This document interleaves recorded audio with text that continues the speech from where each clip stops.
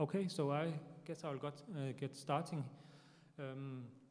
This will be a short but quite general introduction to dose response analysis, and I will try to take you in two directions. I will talk a little bit about the models. So this is a statistical session. I will talk about the models. Why do we want to do dose response analysis? Why are so many people using it? And then I will be more specific about the R software towards the end, because that's where we have all of the applications. So I'll try to go in two directions. Well, maybe first, a very general definition of what is dose response. So the basic structure is that we have a dose, and I've tried to put up here a very general definition, and I don't even think I capture all of what's going on in real life still. So a dose, that's a certain amount of a biological, chemical, or radiation stress, and typically we will denote it like X. So it's an explanatory variable, it's a predictor. It has a unique feature which you should keep in mind, which is quite important for what we're doing. It is non-negative.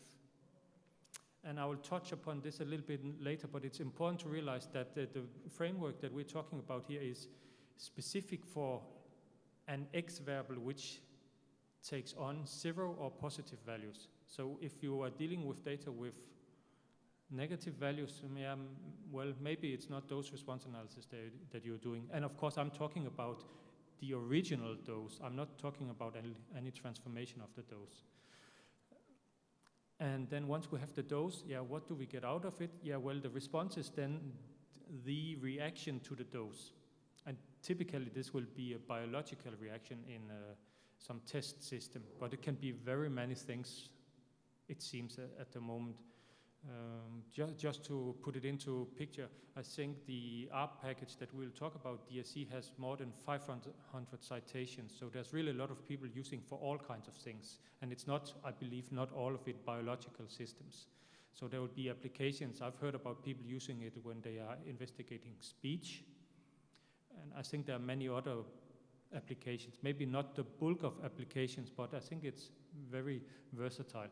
Anyway, we have a dose and we have a response, and the basic structure is that we have a number of doses typically, and then we will measure the response.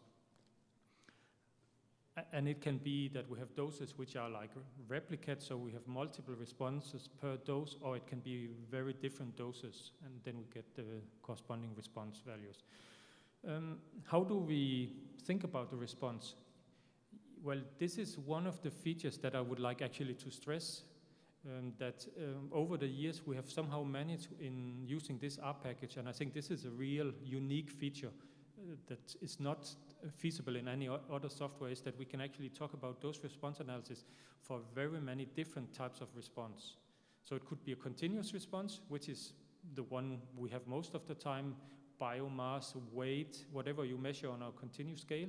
It could also be something which is discrete, and discrete can be very many things. So it can be binary, dead, alive, present, absent, something is moving or it's not moving, whatever you can sort of put into two categories. Or it could be counts, counting the number of offspring, number of roots, number of leaves. So kind of a counting process where you don't have a fixed upper limit as compared to the binary case. And then it could, in principle, also be multinomial data where you have not one of two the categories, but you might have 3 or 4 categories. And then how do you do a dose response analysis for this? Well, that's where I put this like as a teaser, because that's where we're still struggling to figuring out how to do that. But for the remaining part, it's working quite nice. And then finally, survival, event time.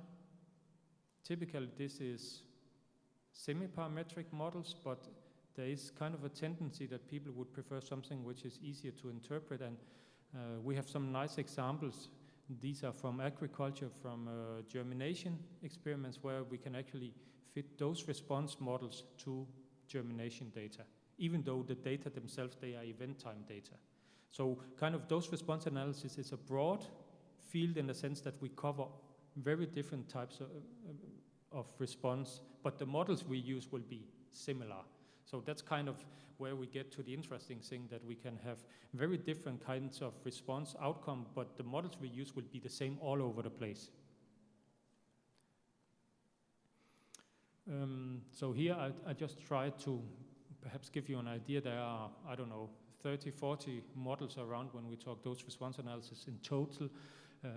Some of them are not really used at all, some are used all the time, and I think today we will use perhaps one class of models all the time. So we are really focusing on the one that's used the most, and that's the log logistic models.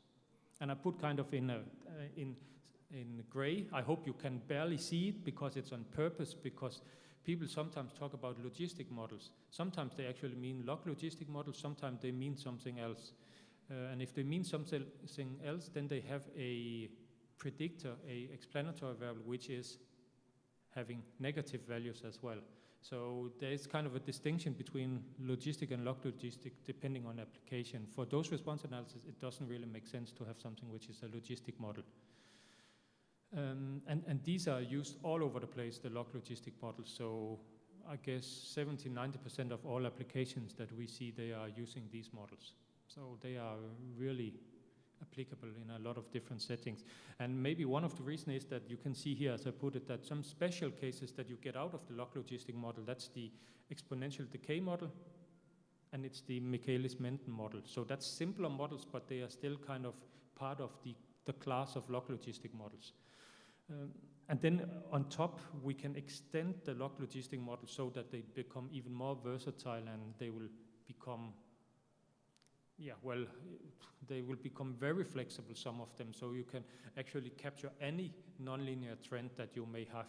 And of course, that's where we are at the limits of what dose response analysis can do for you. So if you have a pattern which is not S-shaped, sigmoidal, then maybe you're not in for dose response analysis. So that's kind of one limitation.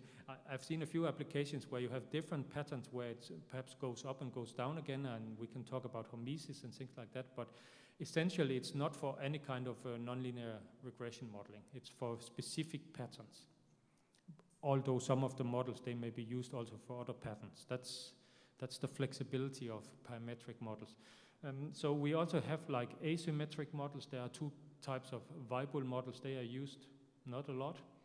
We have other monotonous models, so they will also pick up an S shape if we have such one in the data. So that will be the log normal models, which are very similar to the log logistic. Think of logistic regression, and what do we know about logistic regression? Yeah, we can have a logit link and we can have a probit link. And there are nice papers showing that unless you have thousands of observations, these two models will give exactly the same fit. And it's the same story here. There's indeed a close link to logistic regression. So the same story here, that the log normal and log logistic models, they will provide exactly very close to exact same fit for data. But the parameters will of course be different because the models have different parameterizations. Then we have fractional polynomial dose response models, which were suggested 7 years ago. A powerful collection of models which have not really been used a lot. And then we have threshold models, which is like a debatable issue. So they pick up an S shape, but they assume that there is kind of a bend. So it's not a smooth S shape, but it's a transition which at some point simply changes direction. So it's like two linear regression models you have pasted together. And they're still on. It's still in, for instance, in ecotoxicology, an ongoing discussion whether models which have not a smooth transition from one part to another part of the response is really meaningful biologically. So they are available, but maybe not used that much. And then finally, we have the non-monotonous models, and that's where we really move out of the domain of dose response analysis, because they were originally invented for hormesis. So this is a feature where you have more than expected for really tiny doses, and then when you increase the dose, it becomes harmful. So you have the opposite effect of what you would expect, but only for really tiny doses. And this it's not as active research area as it was 5–10 years ago, because people, they have had a hard time actually reproducing these results. And the models that we have for hormesis, they are extremely flexible, so they can pick up any trend you have in the data. So they prove to be perhaps too flexible for this type of data in the end. So much about parametric models. So let's get back to the one that we'll talk about all day, at least until 1 o'clock. So this is the log logistic model, and here I put up the equation. We will not have many equations, so this is one of a few. This is the classic, I would say, 4-parameter log logistic model. You can see what are the parameters. Yeah, it's B, C, D, E. So let me explain. The C is denoting the lower limit, lower asymptote of the S shape. So that's the plateau it will reach eventually if it's a decreasing dose-response relationship, or it will be the level it had initially if it's an increasing one. And then the D is the upper limit, which we typically, if it's a decreasing dose-response relationship, will think of as the control level. So D is control, dose 0. What is the level on average? And then the B is kind of the governing the slope, the speed of change over the dose range. So the larger the B will be in absolute value, the more rapidly the transition will be from a high response level to a low response level, or the other way around. So it will mean that the S-shape becomes pretty close to being something which is just flat and then goes down really rapidly in a vertical way and then becomes flat again. So there is no gradual transition unless B is really close to 1, 2. If it's 10 or 20, it's a rapid change. And then finally, perhaps the most interesting parameter, at least the one that's reported most of the time when you do dose response analysis, the parameter E, which is EC, ED, IC 50. So that's the one that will tell where we have 50% reduction between the upper limit and the lower limit. Yeah, questions?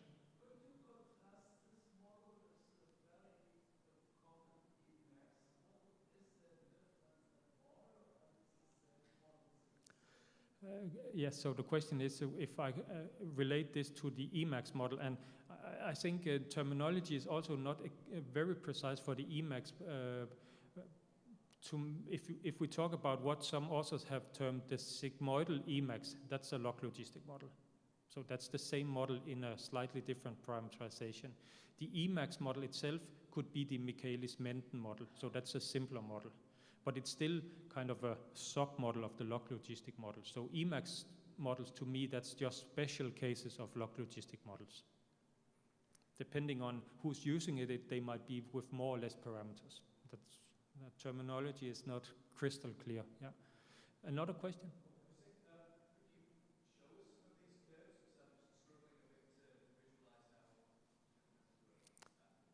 Thanks. So I can jump back to the previous slide in a moment. So this is kind of how it looks if it's a decreasing dose-response relationship. So you can see the parameter D, that's for dose 0. So that's the level for the control. That's when we don't expose the organism to anything. That's when we don't actually have any exposure or dose. And then you can see there's a decrease. And when the decrease is halfway between D and C, which is the lower limit, that's where we have the dose E, EC50, ED50, IC50, depending on the application. And that will be halfway between the upper limit asymptote and the lower limit asymptote. And then the kind of the steepness of the curve exactly for dose equal E, that will be proportional to the parameter B. So in this case, it's, I don't know, I think this is roughly a B of 2. I mean, once you've done a few analyses, you'll realize that B is hardly varying between beyond an interval from 1 to 20. So it's a pretty narrow scale for B. And this is, well, it's not the most rapid change from the upper limit to the lower limit that you could imagine, but at least it's not a really flat curve. Getting back here, so why does everybody want to use the log logistic model?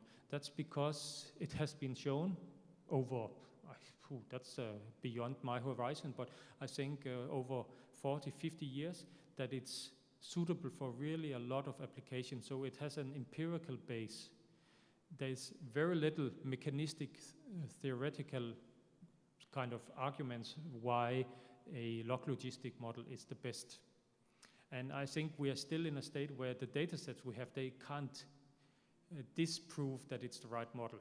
So I would expect that once we perhaps have data sets with more doses, more than 10, 20, but maybe really a lot, then we will have dose-response relationships which will not really be fitted well by the log logistic models. But I think these types of data sets, they are still not around very often at least.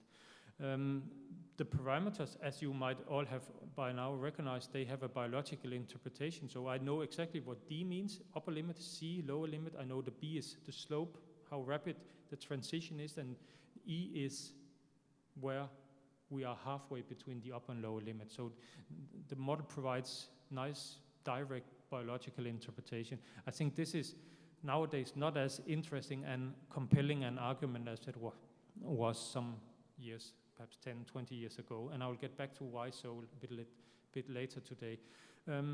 So it's used, I've just put in a few areas: biology, hearing science, medicine, pharmacology, all kinds of toxicology as well. So this could be human or ecotoxicology. And then the thing that I promised you, if I take my equation and then I put D equal 1 and C equal 0, then actually I will recover, given my response is a binary response, I will recover a log logistic regression model. So actually the log logistic model is closely linked to the logistic regression in case of a binary binomial response. So in a sense, you might see what we will be showing today as an extension of a standard logistic regression to a different context. So this is quite interesting that we have this link.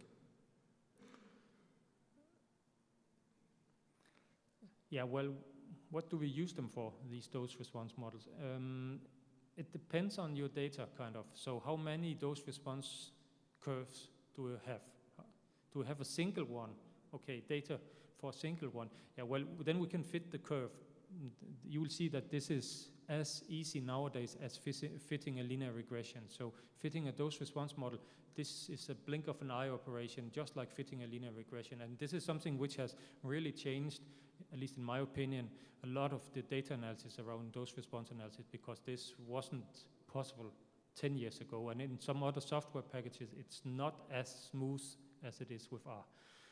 So you can fit a single curve, and what can we get out of it? Yeah, well, I think the key parameter is still what I put here, the E, which will sort of tell where we are halfway between the upper and lower limits.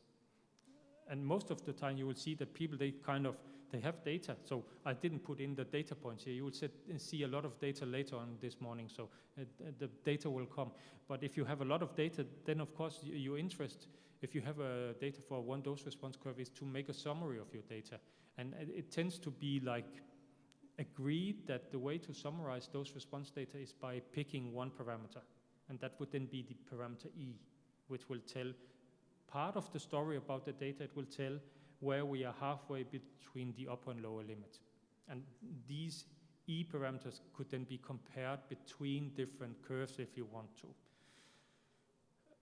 So that would be kind of the next setting. If you have multiple curves, what do you then want to do? Yeah, well, then in the context of toxicology, or then you would perhaps compare your E parameters for the different curves. It could be a ratio. Then in some areas, some fields, you will talk about a relative potency. How much more powerful is one substance, chemical, compared to another one, in the sense that how much is E larger for one substance or chemical than the other one. So that would be kind of a relative statement that you can claim it's so many percent better than another one. You can also compare the entire curves. Maybe you have a hypothesis about two dose response curves and they should be the same. We can test if two curves are the same way as we would test if two groups are the same in a typical one-way analysis of variance. So what you can do more or less in a linear model setting, we can do also here. So we can use tests to compare two curves. And comparing two curves is not like, it involves assuming that all parameters in the two curves, they will be the same. So it's not comparing 2 parameters, but 2 curves, and that will involve comparing 3 or 4 or 5 parameters. And this we can achieve in one go. So that could be carried out depending on your response type, either using an F-test or approximate chi-square test. Or more interestingly, you would be interested in comparing specific parameters. It could be the E parameter, as I already said, in a ratio, but it could also be you would like to subtract. You would see in absolute terms how much is the dose improved or reduced for one chemical, one dose compared to another one. And then you would ask for the difference between 2 E parameters. So that would be one option. And in principle, you could ask any question that is related to the parameters. And just remember, we have in this model 4 parameters. You could ask if you have 2 dose response curves, are the D parameters the same? Are the upper limit the same? Are the lower limit the same? Are the slopes the same? I mean, I think I've by now seen all these questions being asked. So it really depends on what you're looking for when you do the analysis. Having said this, sometimes it's the case that you have multiple curves, and then maybe I'm a little bit tough here, but then I would say that biology already dictates whether some of the parameters should be the same. So we will see later on, we will have examples where we don't assume that all parameters are different for all curves. So there's also kind of a strong element of common sense, or that you somehow need to incorporate what you know about the experiment. And I think in a lot of cases you will do repeat experiments, same lab, same everything, same device, and of course it will have some consequences for your data. And ideally we don't want the data to tell us what are the consequences, because you know and should know that in advance. But I think we can pick up on this idea a little bit later when we have the real data. So getting back now into R. So what are the kind of resources that would be around if we kind of, and this is not a complete or updated list, I've given up preparing such one, but you can find bits and pieces for doing dose response analysis in a lot of different packages. So you can, in principle, fit a dose response model for continuous response using NLS, part of the standard R installation. I don't think anybody's doing this anymore, partly because you can use something which is better, but also because NLS is not very stable and you have to struggle a lot actually to get a good fit. There are some improvements, some packages around that might help when you really struggle with NLS, the function NLS. So that's the package NLS2 and the package NLS tools. And there's also some functionality in Mars. What else? Yeah, well, then there is DSE, which we will be talking about today, which is kind of, yeah, I'm author of the package, of course, so I'm biased, but I think it offers a lot of features which we don't have anywhere else. And I will also, towards the end today, talk about one of the 2 extension packages, which is the MEDSE, which is the mixed effects dose response analysis, which is a recent package which has proven to be extremely powerful. And then you can find a number of packages which have elements of dose response analysis. So I have found the CALIP, the DRFit, the GrowFit, the QPCR, and the PK package. And I think there will for sure be some more packages around. But kind of my problem with these packages is they can perhaps fit one model in one way, and that's it.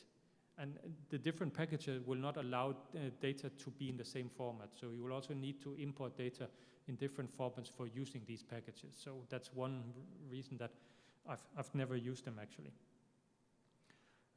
So back to talking about DSE. Yeah, maybe before I will say more about the content, maybe the history. So it all started in 2005. Some researcher contacted me. They wanted to do dose response analysis. They at that time, they used SAS. That sounds a long time ago. It was as well. And it was not really easy using SAS for these analyses. One of the reasons was that when you deal with nonlinear regression, it's in a sense, very different from a linear regression, because a linear regression, that's simply you supply the data, you press the button, you get the slope and the intercept. That's very convenient. Even Excel can figure this one out. Nonlinear regression is not the same. You can provide the data. You need to specify what is the nonlinear function you are interested in. So here already there's more choices. And then on top you need, often in software, to provide the starting values. So you need to have a good idea about what are actually the parameters, what are the value of the parameters that you are looking for.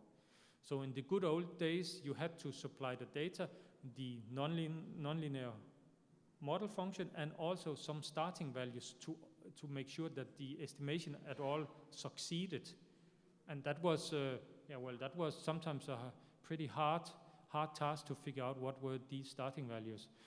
And so that's when it all began, because I thought maybe we could use the power in the programming part of R to actually use the data to generate starting values without having the user doing so. And that's how it started, and that's then what has kind of, in my opinion, changed how we can do those response analysis, because nowadays I hardly care about starting values. And hopefully you are mostly ignorant about the problem, because it was a problem 10 years ago, it's not a problem anymore. And in my last example today, you'll see that we need starting values, but for the rest of the analysis today, starting values, what's that? You not even notice that they are needed, because it will be done automatically. So that had really, in my opinion, changed the landscape for nonlinear regression and those response analysis in general. So we can do a lot of things in a much more convenient way. So actually that was my first bullet. So estimation is in most cases as smooth as using LM.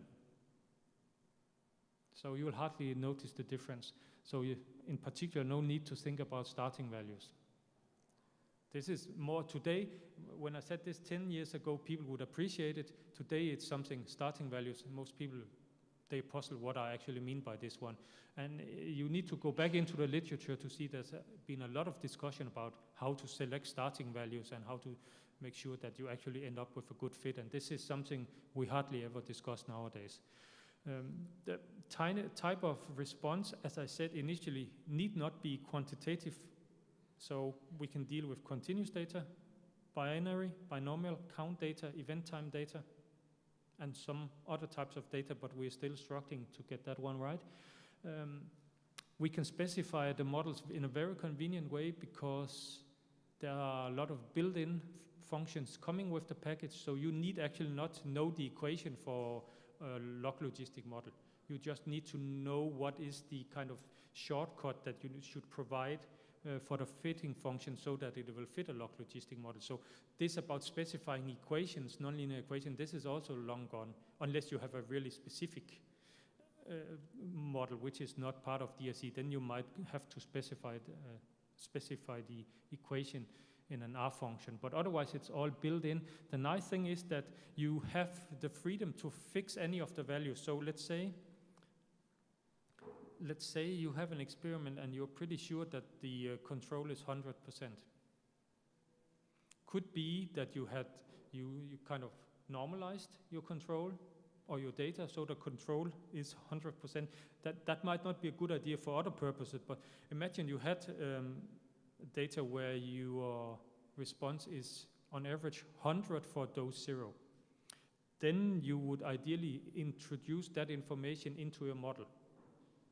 So you would actually not fit the model to the values which are close to 100, but you would tell the model function that you actually know that the upper limit should be 100, but because you did that. So that's one example where actually what you did to the data is something that we should incorporate in the model function. And we have the freedom in DSE that we can specify any fixed value for any of the parameters. So if you know the upper limit is 100, we tell it.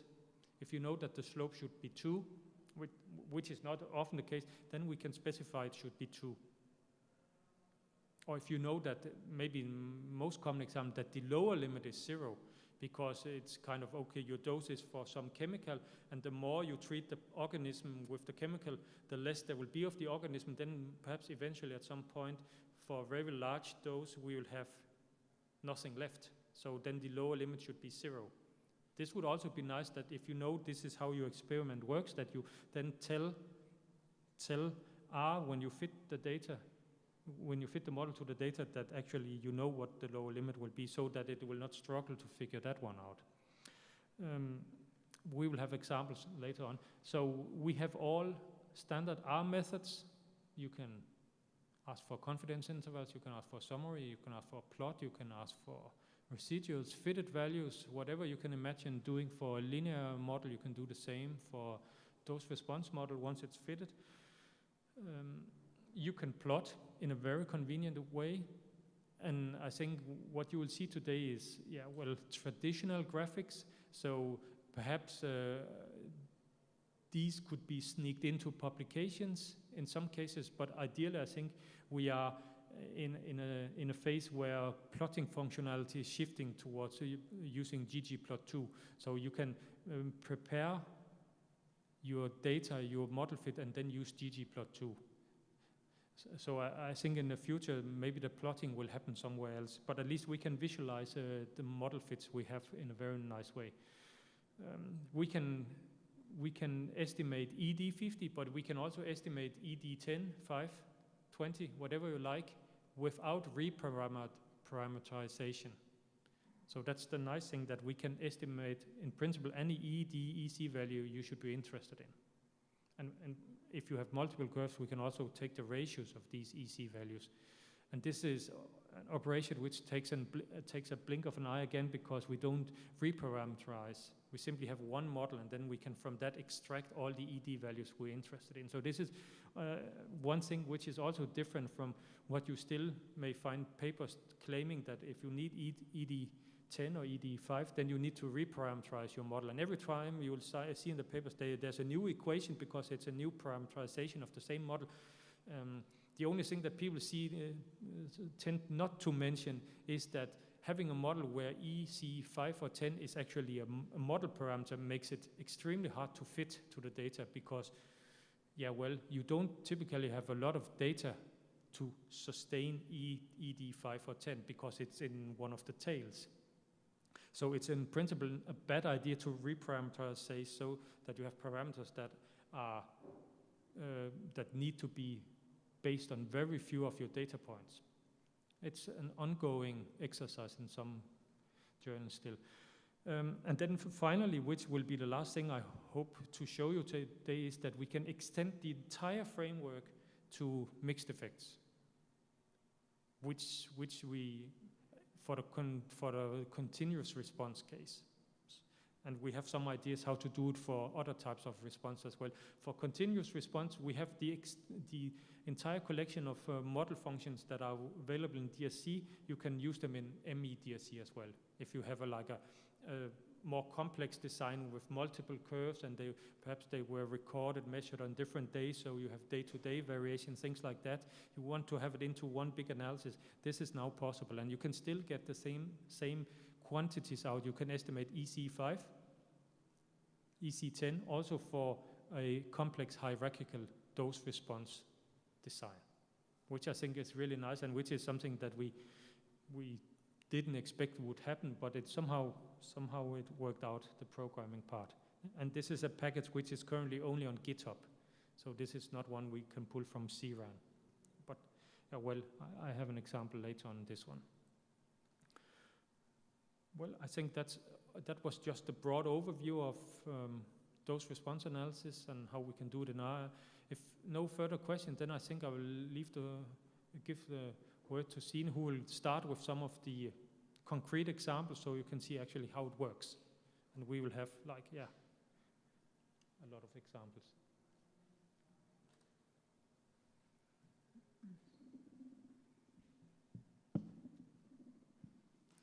Yes. So I'll turn to our studio, which I will use from now on, and at least until the coffee break. So let's start with an example from Wheat Science. Or first of all, actually, I would like, if you would like to type with me, that would be really nice. Also, and if you have small problems with running the code, or it seems to be small problems, maybe you can raise a hand and Christian will help you. And if it's larger problems or can I do this instead or anything, then I'll try to take it from here. So first of all, we need the package.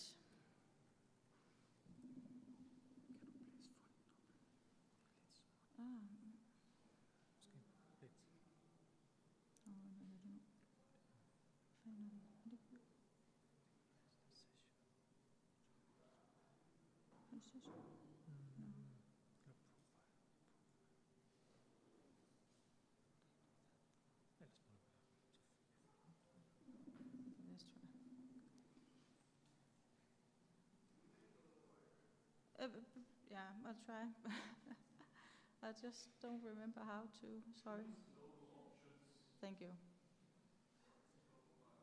Global options. And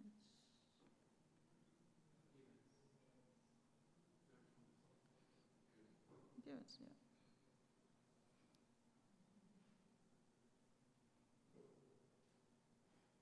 Big enough, bigger? That's wide, sorry.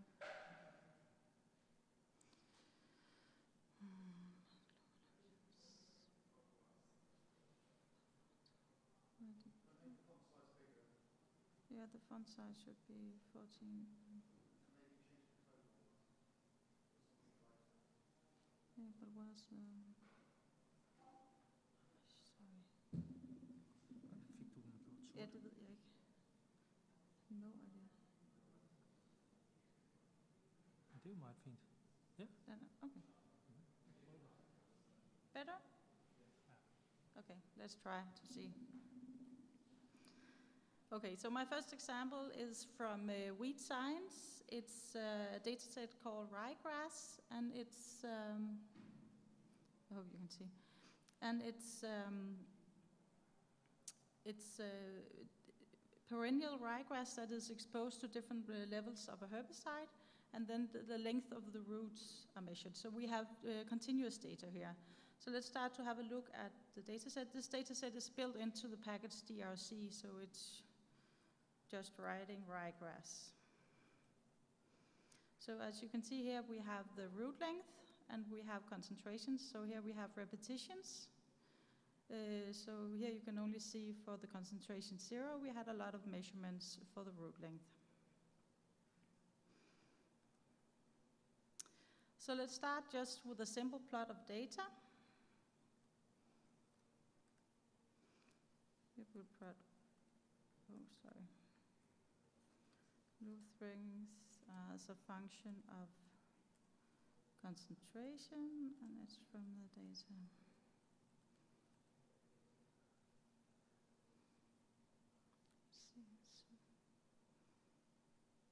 Okay, so this is how data looks like. And this is for the concentration on the original scale. If we try plotting it again, but this time with the concentrations on a log scale.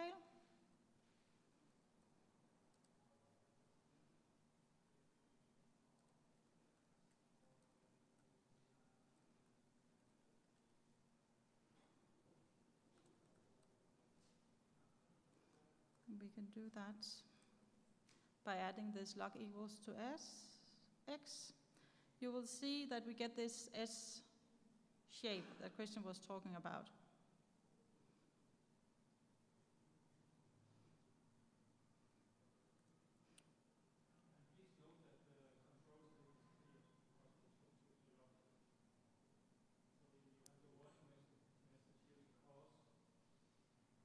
So did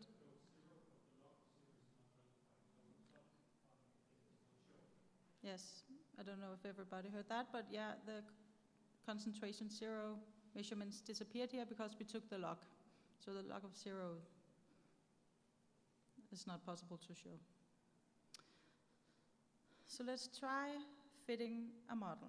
So I will call this ryegrass, and I will call it LL4 because I will fit a log logistic 4-parameter model to these data. So I will use the function DRM. I will tell it to have root length as a function of concentration. I will of course again tell the data set. And then I will need to tell which kind of function to fit to these data. So I will choose the LL4, write it in this way.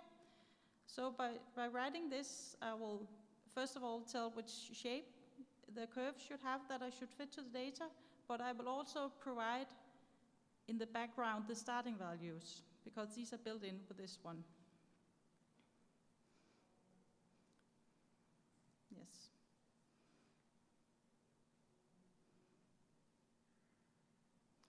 So now, if we want to see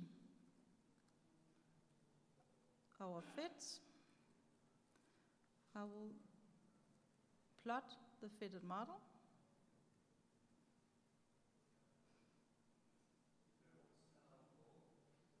LL4 is the 4-parameter log logistic model.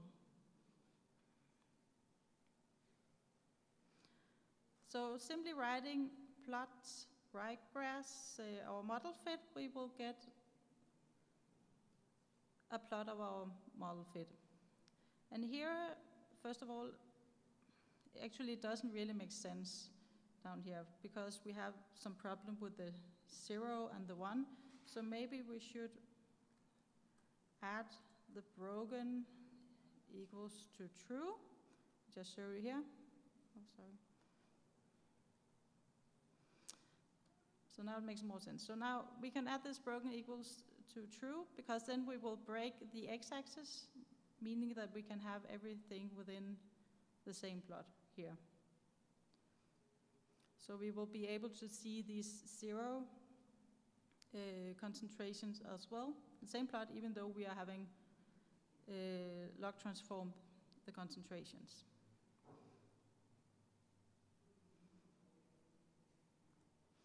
So in this plot, we only saw kind of the mean values for each concentration.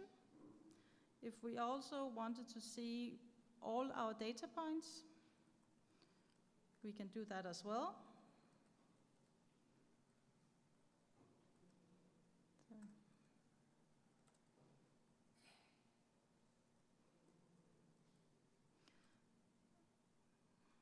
By adding type equals to all.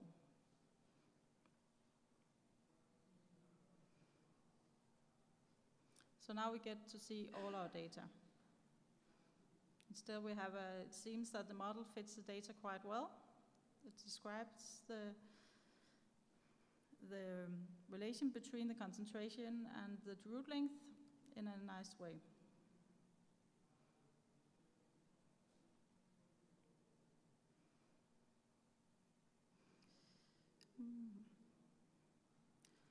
So we fitted a model to our data, so of course we need to do some model checking to see whether this is a nice, we can actually use our model.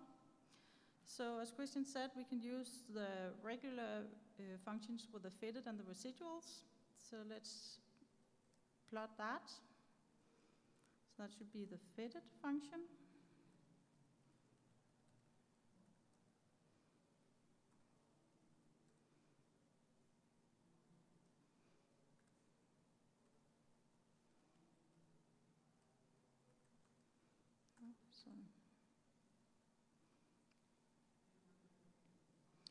So let's have a look at that.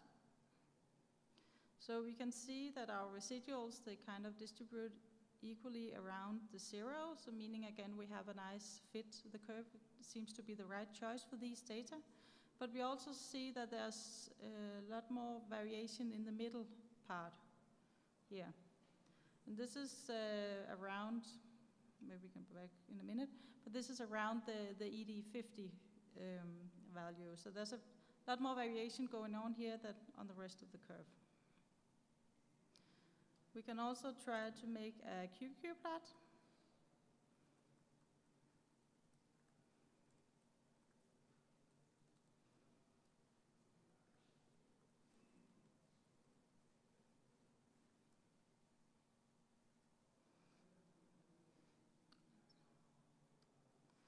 And it seems everything lying on a nice straight line, so our requirement of the normal distribution seems to be okay.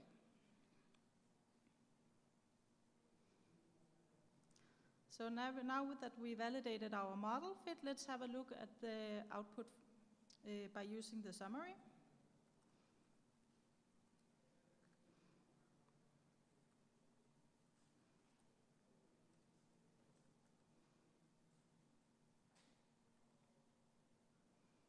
Just try to enlarge this a bit. So from the summary, we first of all just get told which model we used for our data. So this was the log logistic with the 4 parameters. And down here we have the 4 parameters that Christian told you about before. So we have a lower limit that is estimated to around 0.5. We have an upper limit that is estimated to around 7.8. Then we have the ED50, which is located around 3. And we have this, the B parameter, which was again proportional to the slope, which was around the 2 point, or around 3 down here. We also get the standard errors and the t-value and a test for each of these parameters being 0, which is maybe not the most interesting part of this, but they are here.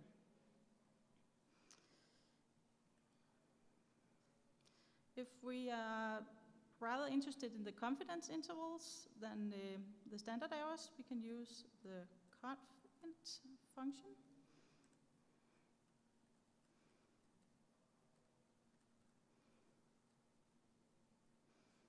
Which will, give us all of these, the confidence intervals for all of the parameters.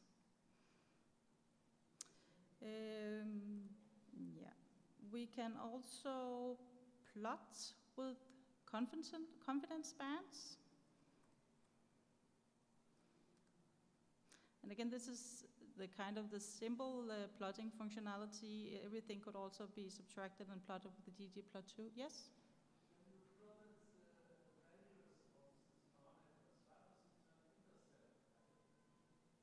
The intercept. Oh, I guess it's just the way it's coded because all of.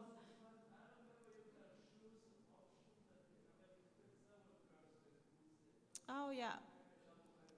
Yeah, but here I only have one curve here. Yeah, sure. Yeah, so it will change if we have several curves. Then it will be compared to these to this intercept. So then we will, if we have several curves, we will consider each parameter as an ANOVA in itself. We can do that. And then we will have an intercept and we will compare things to that. So plotting with confidence intervals. Sorry.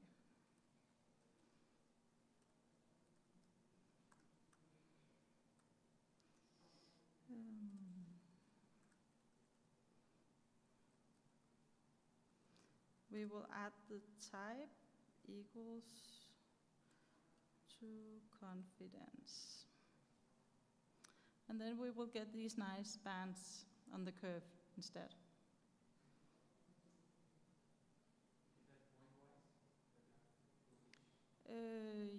Yes, Christian's writing. Yeah, it's pointwise.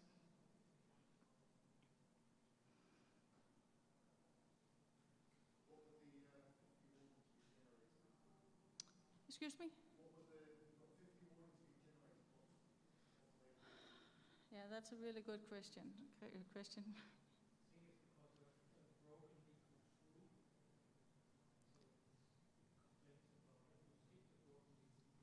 Let's try.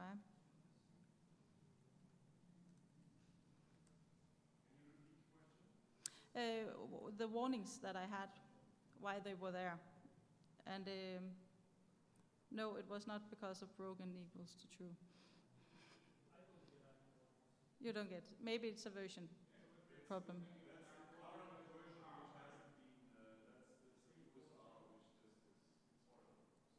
The latest version of R produced these errors. I don't get them anymore. It's just go back to one version and it's okay. Okay. It's because partial matching. Thank you. So this was a 4-parameter model. So let's say we had an idea that actually the lower limit here should be 0. If we do that, then we shouldn't estimate the lower limit. We should rather specify that it should be 0 before estimating the model. So let's fit a new model. And I will call this ryegrass.ll3 because this will be a 3-parameter log logistic model. I will use the function drm again.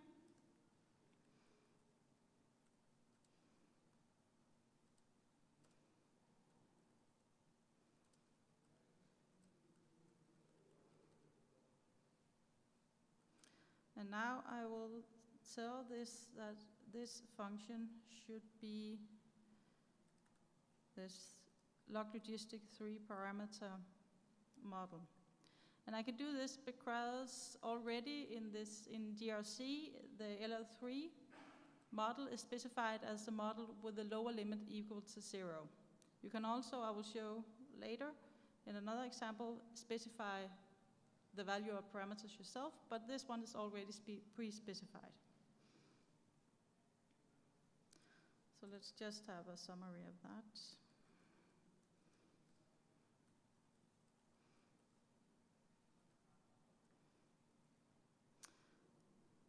So now that we didn't estimate the C parameter, it's out of our summary for the model fit.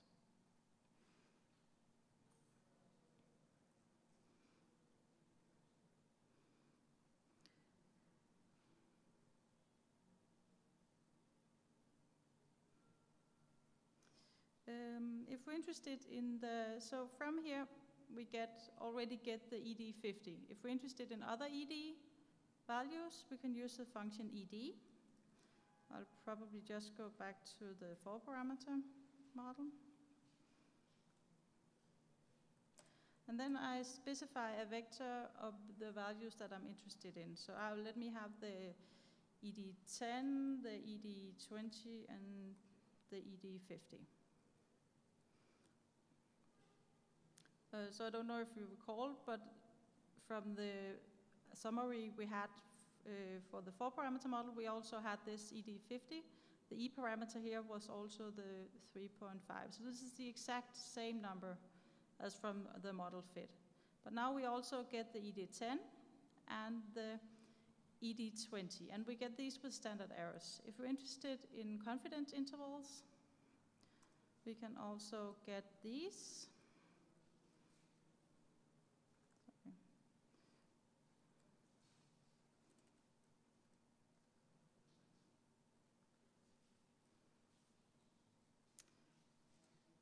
By adding interval equals to delta. And delta is here because we're using the delta method to get these confidence intervals. So they will be given to us here. When we looked at our model, we had some slight model misspecification. So a nice way to deal with this could be by having Zabbix variance estimators instead. And we can get them if we get a little help from 2 other packages.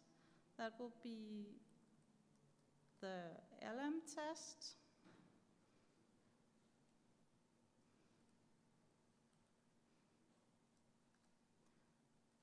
and the sandwich.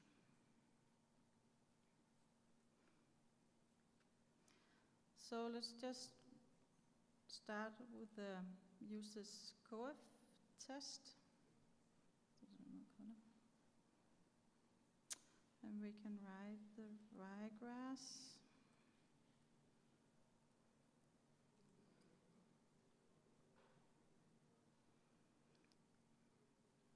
Yeah, so just doing this, we get the exact same estimates that we had before. Oh, sorry.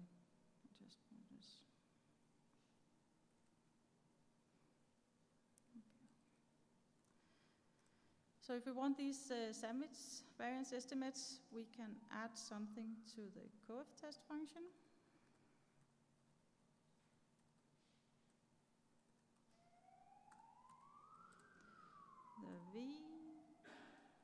variance and the dots equals to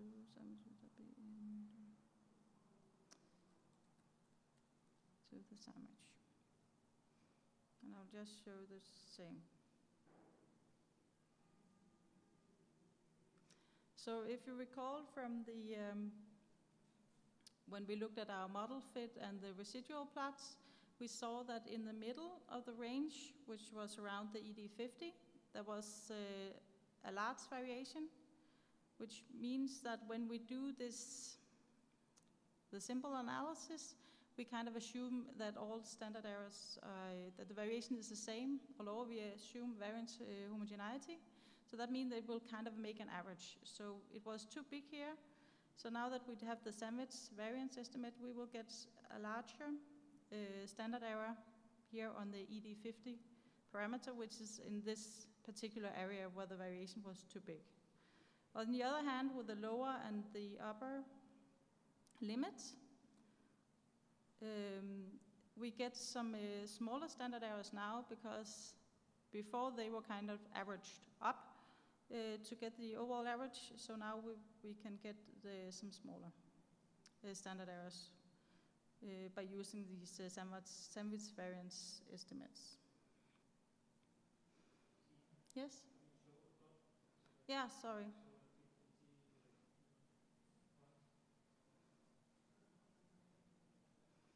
I'll just go back down here.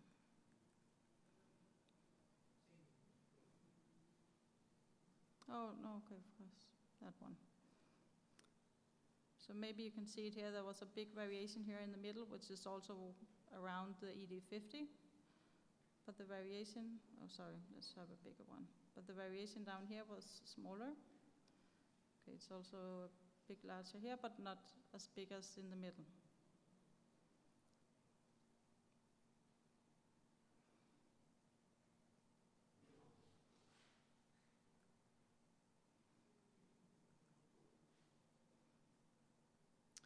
So this was an example with some continuous data. So now I will show you something with binomial data.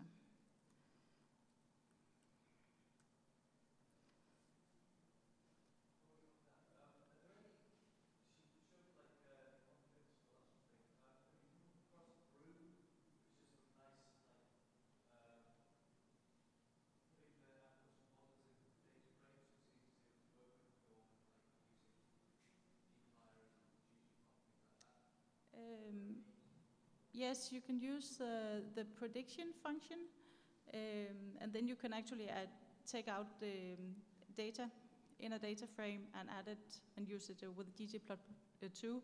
The code is a bit more tricky, so maybe I can add an example and send out with the slides or the code afterwards here.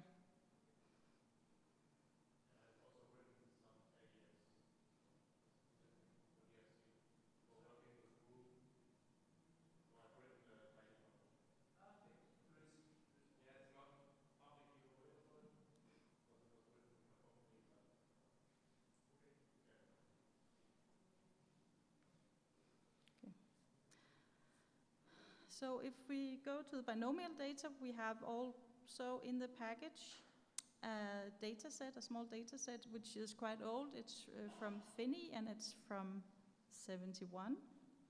So let's just have a look at that data set.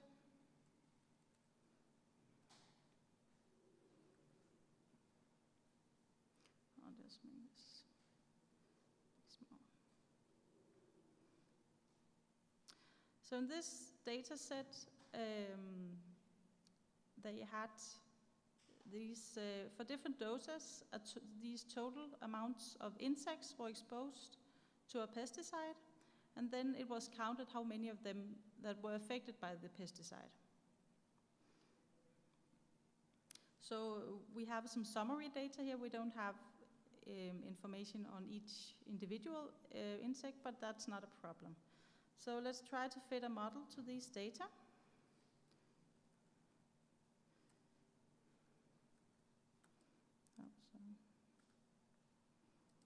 So again, we use the DRM function. And now we specified that it's the affected divided by the total that we're interested in. Oh. Again, say that tell the data set.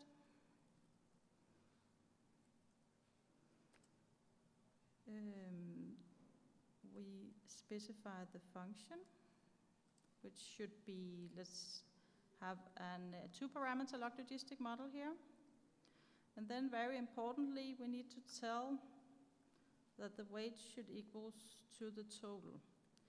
And we do that to tell that we have, within each of these rows, there is more than one observation.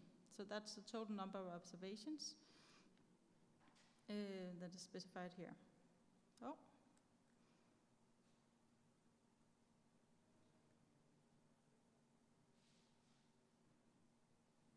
What is wrong? Oh, thank you. Good. You already got it? Now it works. Good. Oh, sorry. So let's have a look at this model fit.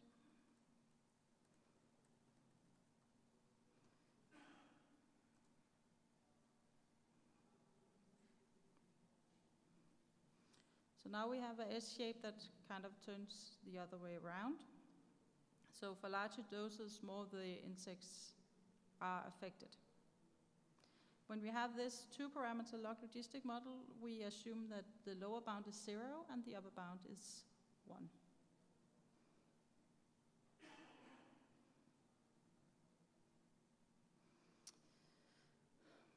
So, yeah? Yes, let's do that. Actually, I will do a bit more. Maybe we should also add the broken to this.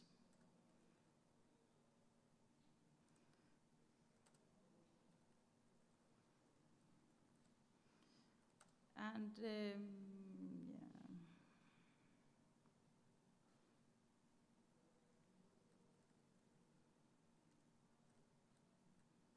Well, let's see how. It doesn't really help.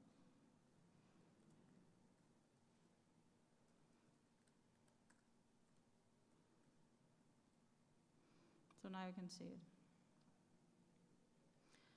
If for some reason you want to change this breakpoint, that's also possible.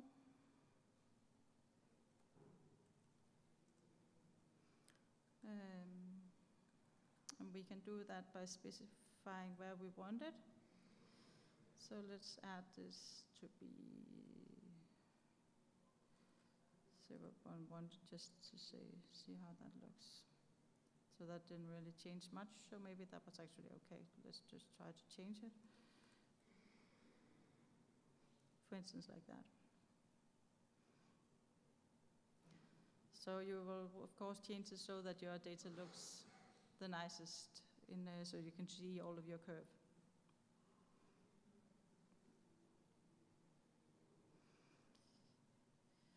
So let's have a look at the fit.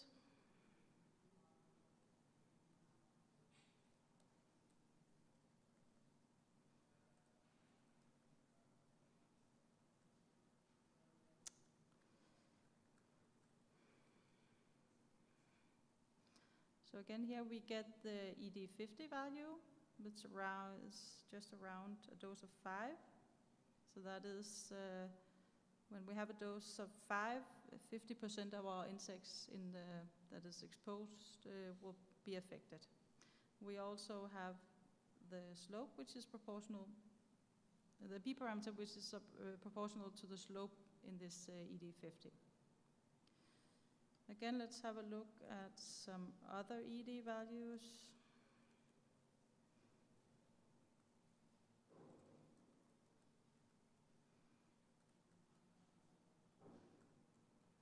Maybe also the 90. And let's just have some confidence intervals.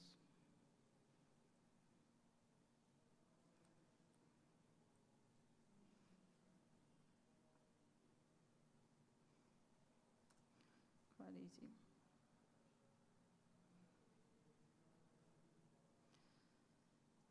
So in this example, we don't really have that much data around the upper limit. So maybe we actually don't know that all the insects will die. So if we instead want to fit a model that is estimating the upper limit, we can do that with the LL3, the 3-parameter model.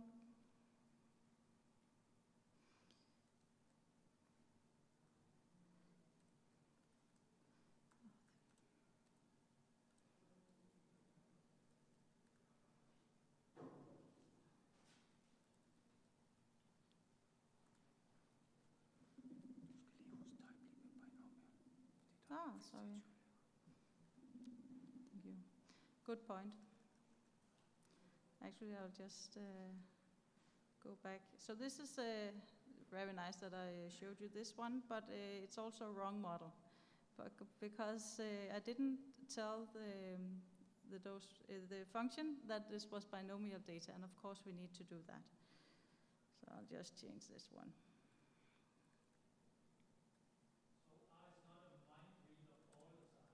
Not all the time. So here we need to tell that it's a binomial response. Let's just have a look at that.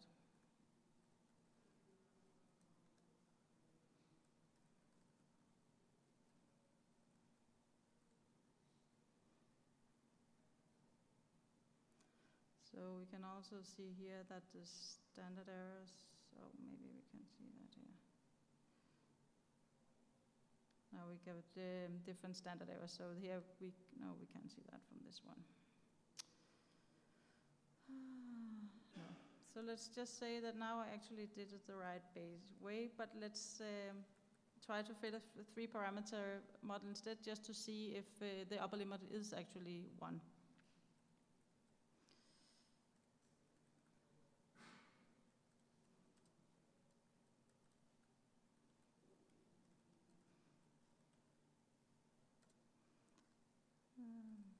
Dose.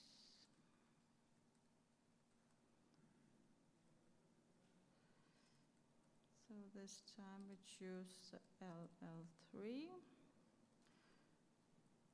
We remember the weight, and I'll try to remember to type binomial.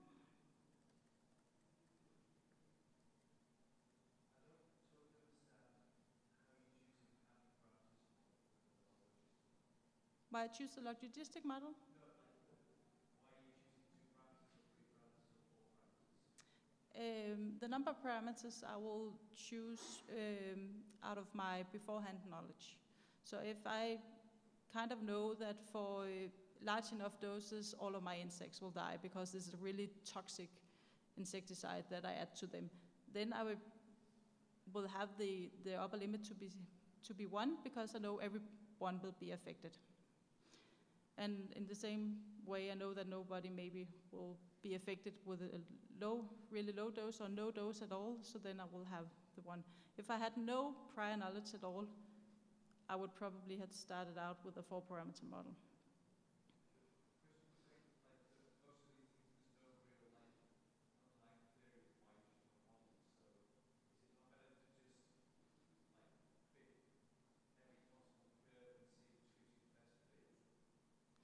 Well, there's a chance of overfitting sometime if you don't have too many doses. And I would say if you have any biological knowledge about your data or from the literature, you should always try to incorporate that. But it's true that if you don't know what is the right model, Yeah. of course you can fit a number of models. But the more models you fit, the more uncertainty you introduce to your standard errors. So if you are completely unaware of what is the right model, then of course fitting one model you pay a price. And of course this is also doable in DRC, that you can fit all models and then average them together. So you can fit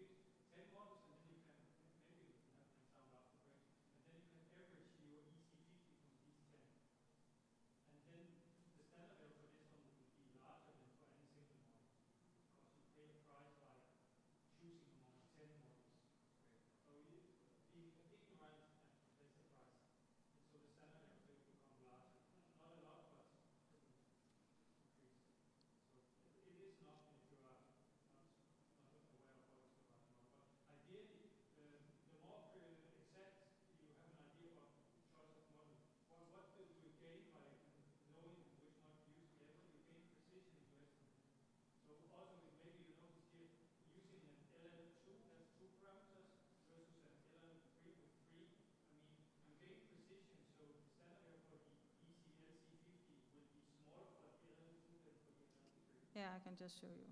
So by adding more parameters into the model, because we don't know from the data that much when we pay a price. And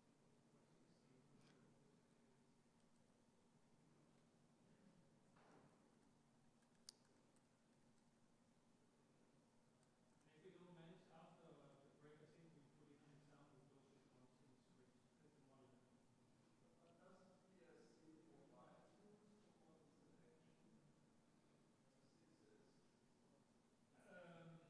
There are functionality for fitting a number of models and then picking the one having the lowest,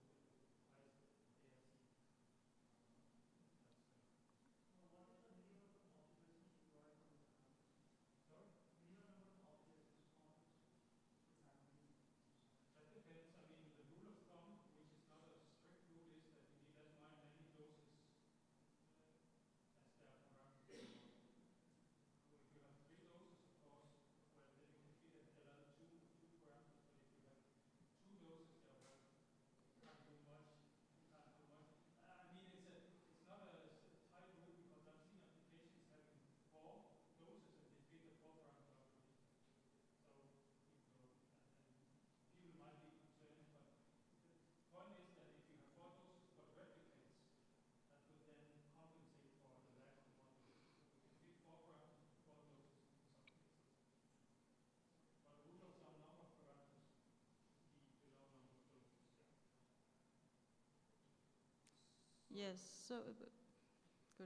So just as Christian said, the price that we pay here by adding a parameter is also larger standard errors for the parameters that we already added. So quite a lot, almost doubled the standard errors.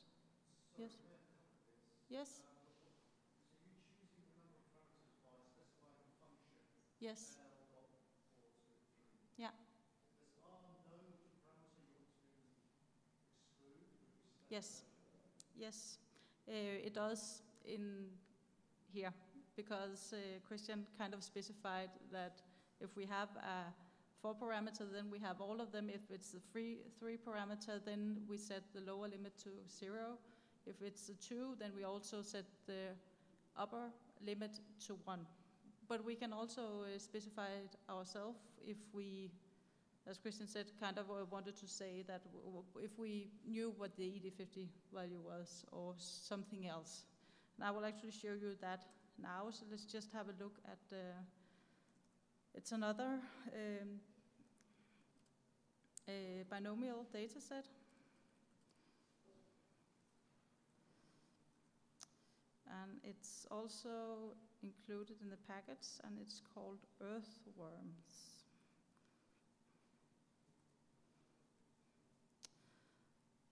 So this is an example from toxicology, and if you imagine 2 boxes being built together, in one of the boxes there's added some kind of it could be an insecticide or some toxic thing.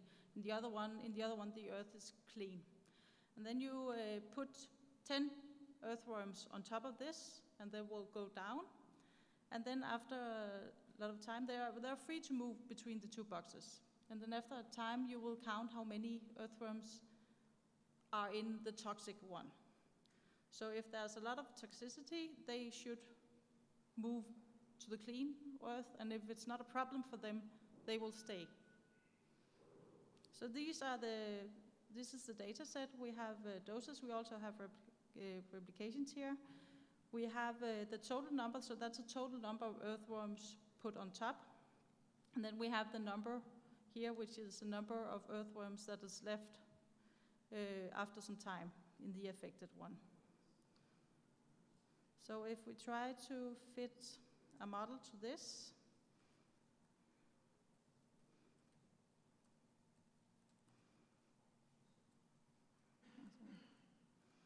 so this will again be the number divided by total. Oh, sorry.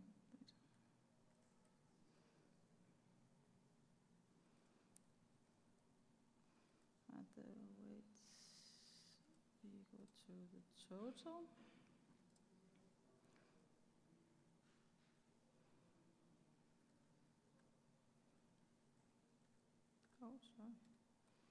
binomial, and then we should add a function.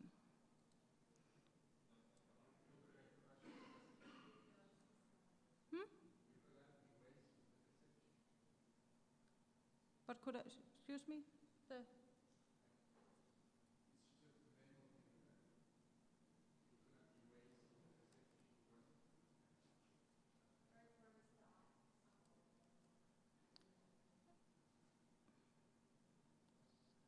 My,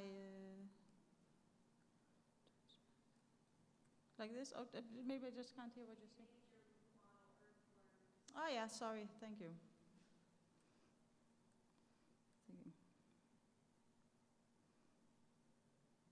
Maybe I just add a new line so that we can see here. So the function will be an LL3.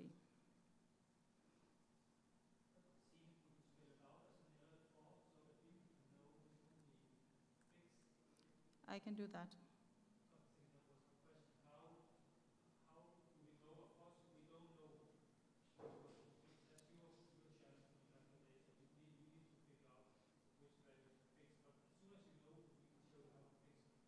Yes. Yeah, so now I just made an LL4, so I just changed the name. I run it, and let's start plotting that to see the fit.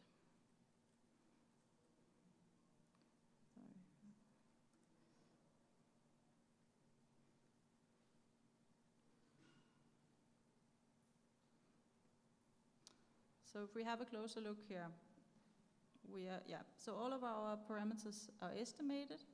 We have a lower limit here that doesn't seem to be exactly 0. We have an upper limit around 0.5, which also makes quite sense. I mean, you should guess from before that just by chance adding earthworms on top of this, and actually if there is no toxicity in the toxic box, then they should distribute half-half.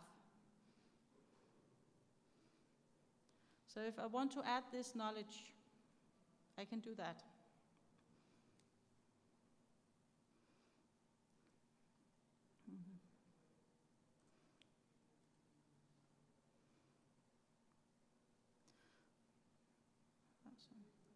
So now this I will call an LL3, but this particular model is not pre-specified with the parameter, the upper limit being half. So we need this one, we need to specify ourselves. So this is not part of DRC. So now we have to do the work ourselves. So we can do that.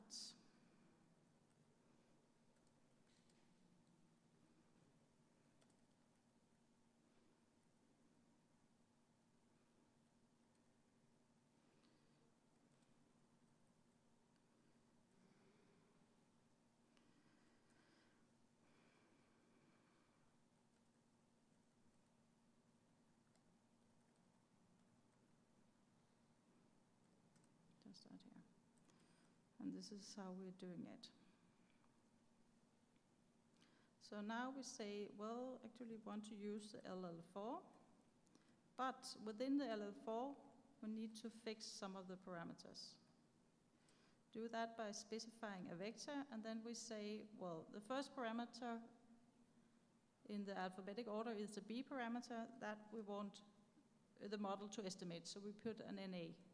The second one, the lower limit, we also want the model to estimate, but then the third parameter, the D parameter, that should be 0.5. And then the E parameter should also be estimated. So we can do that, and let's just see if it works.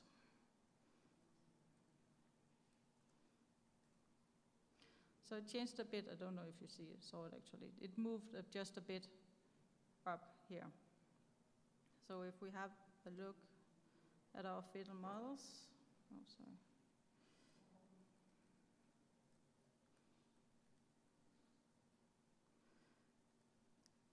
So the 4 parameter had these estimates, and you also see the D parameter is actually quite close to the 0.5.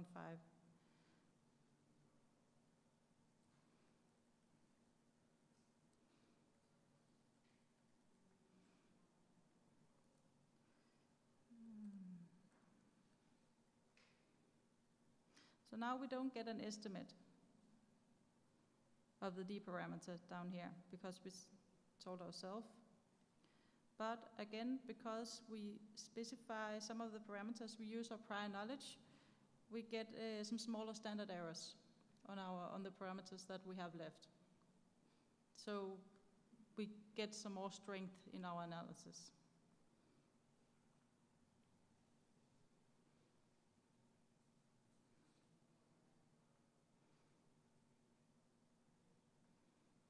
So any of the parameters can be specified here, also more than one at a time. So actually, and we could also, I could have done this by going from the 2 to a 3 parameter, or the 3 to a 2 parameter log logistic model. I could just have said anything. It's just easier to use the ones that were already specified within DRC.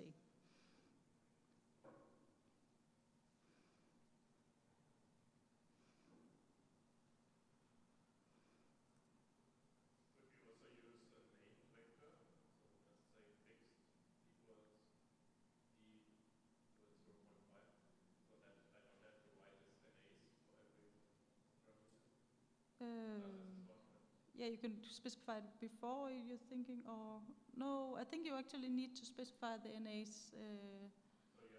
Yeah, you have to do that. It needs to know that these are not specified. I think there's only 5 minutes to coffee break, so maybe I will just ask you just to be able to distribute the slides. If you can send an email to this mail, we will send around the slides, both the ones that Christian used before. I will also later send the coding, the R code, and then you will also receive a data set that we will use after the break.